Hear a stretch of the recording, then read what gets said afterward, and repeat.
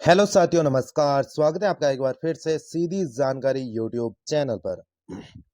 साथियों, आज है 19 अप्रैल 2024। आज देखते हैं हम शिक्षा जगत से जुड़े संपूर्ण समाचार देख लेते हैं। और वीडियो को सभी के साथ एक बार शेयर जरूर करें और टेलीग्राम ग्रुप को ज्वाइन करने के लिए डिस्क्रिप्शन में देखें, वहां पर आपको लिंक मिल जाएगा, वहां से आप टेलीग्राम ग्रुप को भी ज्वाइन कर सकते हैं। और शुरू करते हैं आज संपूर्ण शिक्षा जगत के समाचार। सबसे पहले खबर आती है कि एसआई भर्ती परीक्षा 21 10-10 लाख रुपए देकर डमी अभ्यर्थी बनाया था। 3 पूर्व सैनिक डमी अभ्यर्थी बेटा एसआई बने। एसओजी ने परीक्षा देने वाले टीचर को भी पकड़ लिया है। यानी अशोक गोदारा ने 2 पूर्व सैनिक के स्थान पर डमी के रूप में दी थी परीक्षा और उनका हो गया था एसआई में सिलेक्शन। उसकी जो परीक्षा देने वाला टीचर था उसको भी पकड़ लिया गया है। अगली है जोधपुर युवा शिक्षा अवसर। यहाँ से आप देख सकते हैं शिक्षा जगत से जुड़े सभी समाचार। इसके लिए आप इस चैनल को जरूर सब्सक्राइब करें। मुश्किल कंपटीशन 2023 में 2 लाख ने दी थी परीक्षा, इस साल बढ़ेगी संख्या। पिछले 10 साल में नीट पीजी के उम्मीदवारों की संख्या में 1 लाख तक हुई बढ़ोतरी। यानी पिछले 10 साल में जो नीट पीजी के उम्मीदवार हैं उसकी संख्या में 1 लाख तक बढ़ोतरी हो गई और इस साल लेट आएगा परीक्षा का परिणाम। ये भी खबर है। गुरुजी लोकसभा चुनाव में व्यस्त हैं, बोर्ड कॉपियां जांचने की धीमी हुई गति। यानी अब चुनाव चल रहे हैं तो वहां पर गुरुजी व्यस्त होने की वजह से बोर्ड की जो कॉपियां चेक करने हो रही है उसकी गति धीमी पड़ गई है। बोर्ड समय पर परिणाम जारी करवाने की मकसद में जुटा है। प्रदेश के लोकसभा चुनाव के अधिकांश शिक्षकों के प्रशिक्षण और ड्यूटी की व्यवस्था के चलते माध्यमिक शिक्षा बोर्ड की 10वीं और 12वीं की कॉपियों को जांचने की गति काफी धीमी चल रही है। ऐसे में बोर्ड समय पर परिणाम जारी करवाने की मशक्कत में जुटा है और बोर्ड शिक्षकों को समय पूर्व कॉपियां जांचने के निर्देश दे चुका है। ठीक है, इसी के साथ नेक्स्ट की घोषणा के बाद समाप्त होगा पीजी नीट पीजी। अगली खबर है कि RUHS पैरामेडिकल की मुख्य व पूरक परीक्षा के लिए आवेदन आज से शुरू हो चुके हैं। यूपीएससी CSE के अंक 15 दिनों के बाद किए जाएंगे रिलीज। सीए फाइनल व इंटरमीडिएट के प्रवेश पत्र जारी हुए हैं। FDDI के 70% छात्रों का प्लेसमेंट, 6 लाख तक पैकेज। यानी जो footwear design and development institute के कैंपस प्लेसमेंट में करीब 70% स्टूडेंट को प्लेसमेंट मिला है और इनमें स्टूडेंट को 6 लाख रुपए तक के पैकेज मिले हैं। 5 वर्षों में विभिन्न ब्रांड्स एवं मल्टीनेशनल कंपनीज में करीब 300 स्टूडेंट को प्लेसमेंट मिल चुका है। इसी के साथ महात्मा गांधी इंग्लिश मीडियम स्कूलों में प्रवेश अगले माह से शुरू हो जाएंगे। अगर जो भी प्रवेश लेना चाहता है तो अगले महीने से प्रवेश शुरू होने वाले हैं। CBSE की खबर आती है कि 10वीं का मूल्यांकन अंतिम दौर में है। मई में रिजल्ट जारी होने की संभावना है। अजमेर जोन में हो रहा 2.5 लाख कॉपियां जांचने का काम। यानी जो अजमेर जोन में है लगभग 2.5 लाख कॉपियां जांचने का काम हो रहा है। और केंद्रीय माध्यमिक शिक्षा बोर्ड अजमेर रीजन में 10वीं व 12वीं की परीक्षाओं में बैठे परीक्षार्थियों की उत्तर पुस्तिकाओं के मूल्यांकन का कार्य जारी है और CBSE अगले महीने परिणाम जारी करने की तैयारी कर रहा है। अगली खबर है अजमेर युवा शिक्षा अवसर।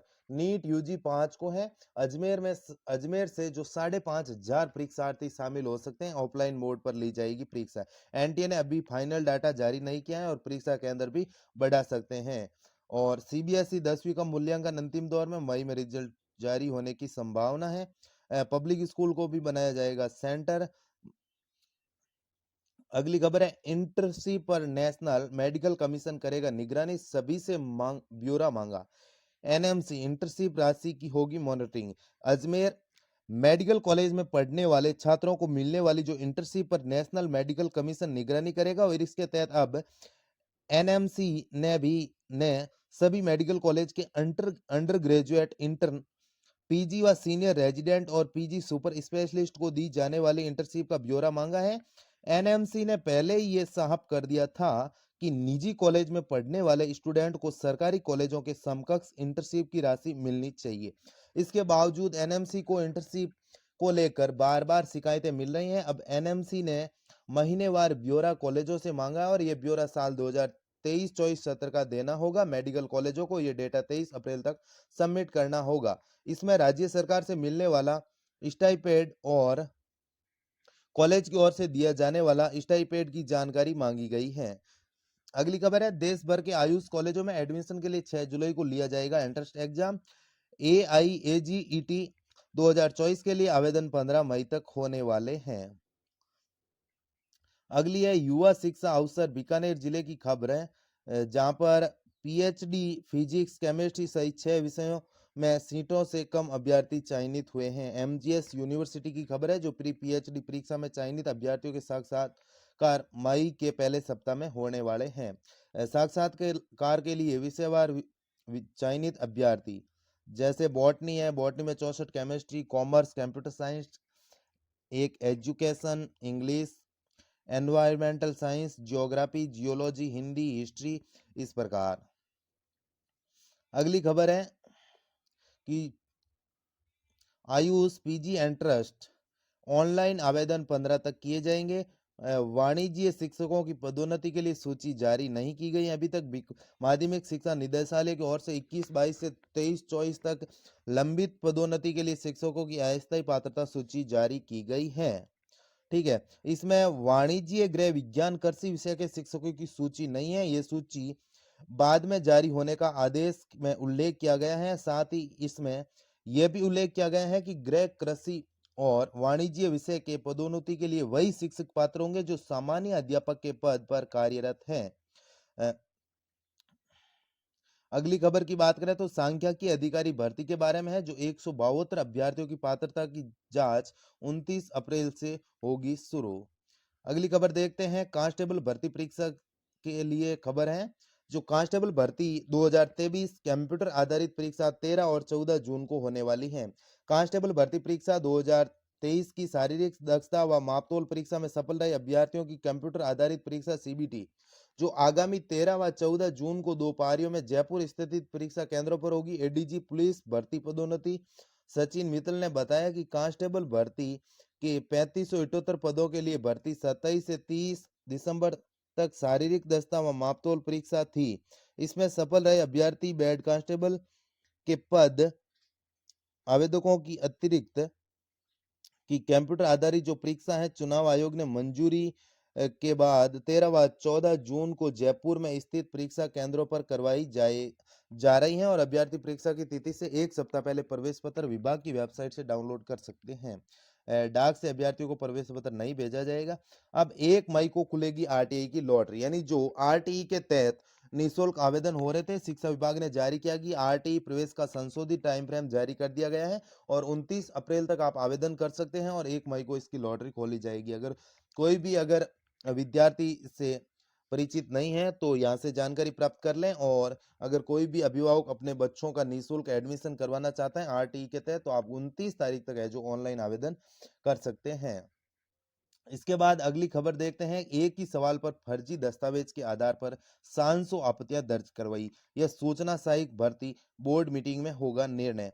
यानी प्रदेश के जो डमी अभ्यर्थी पेपर लीक और फर्जी दस्तावेजों से नौकरी लगाने के मामले में तो इन दिनों खूब सामने आ रहे हैं। अब एक नए प्रकार का मामला सामने आया जिसमें अभ्यर्थियों ने फर्जी दस्तावेजों के आधार पर एक सवाल पर आपत्ति दर्ज कराई है और चयन बोर्ड ने 2 फरवरी को सूचना सहायक भर्ती परीक्षा की प्रारंभिक आंसर की जारी कर सवालों पर आपत्ति मांगी थी। इससे पहले तो सामने आया था कि एक अभ्यर्थी ने अपने जवाब को सही साबित करने के लिए NCERT की पुस्तक के पेज को हूबहू डिजाइन कर अपने हिसाब से उसमें फेरबदल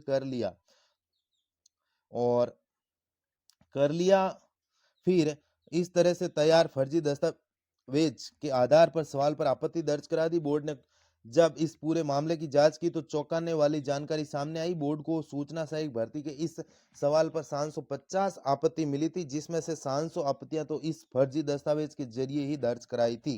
बोर्ड का मानना है कि अभ्यर्थी नियम के विरुद्ध काम करके बोर्ड को गुमराह करने का प्रयास कर रहे हैं। इसमें न केवल बोर्ड का समय बर्बाद होता है बल्कि बोर्ड के सीमित संसाधनों की अफवाह भी होती है। इस सवाल पर दर्ज कराई थी आपत्ति, टच पैड पर कार्य करते समय निम्न में से किसका उपयोग किया जाता है। इसमें यह ऑप्शन है, यह मामला है कि सूचना सहायक सीधी भर्ती जो परीक्षा है 2023 की प्रारंभिक आंसर की जारी कर आपत्तियां मांगी गई थी, तो एक अभ्यर्थी पंकज कुमार ने एक प्रश्न के गलत उत्तर को सही करवाने के लिए NCERT की पुस्तक के ओरिजिनल टेक्स्ट में फेरबदल करके दस्तावेज पेश किया। बोर्ड ने इस अभ्यर्थी को नोटिस जारी कर दिया है। अगली खबर है कि वोटर आईडी नहीं तो 12 वैकल्पिक पत्र, पहचान पत्र दिखाकर कर सकेंगे मतदान। अगर आपके पास वोटर आईडी कार्ड नहीं है यानी गुम वगैरह हो गए हैं तो आप अलग जो 12 वैकल्पिक फोटो युक्त पहचान दस्तावेज है वो दिखाकर आप है जो मतदान कर सकते हैं। जैसे आपका आधार कार्ड हो गया, फोटो युक्त पासबुक हो गई, मनरेगा जॉब कार्ड हो गए, ड्राइविंग लाइसेंस, पैन कार्ड, इस प्रकार के जो भी आपके पास फोटो वाले डॉक्यूमेंट है उसके आधार पर आप मतदान कर सकते हैं। अगली खबर आती है कि 10वीं और 12वीं का परिणाम मई के दूसरे सप्ताह तक जारी होने के आसार हैं। यानी जो विद्यार्थी 10वीं और 12वीं के परिणाम का इंतजार कर रहे हैं तो उनको बता दें कि आपका परिणाम है जो मई के दूसरा सप्ताह तक जारी होने का संभावना है। इसी के साथ आज की हमारी ये थी शिक्षा जगत से जुड़ी नई जानकारियाँ। आपको वीडियो अच्छा लगा है तो प्लीज़ वीडियो को आप लाइक ज़रूर करें, चैनल को सब्सक्राइब करें और वीडियो को सभी साथियों के साथ एक बार शेयर ज़रूर कर दें। मिलते हैं किसी एक नए महत्वपूर्ण वीडियो के साथ, एक नई अपडेट के साथ। तब तक के लिए जय हिंद, जय भारत, वंदे मातरम।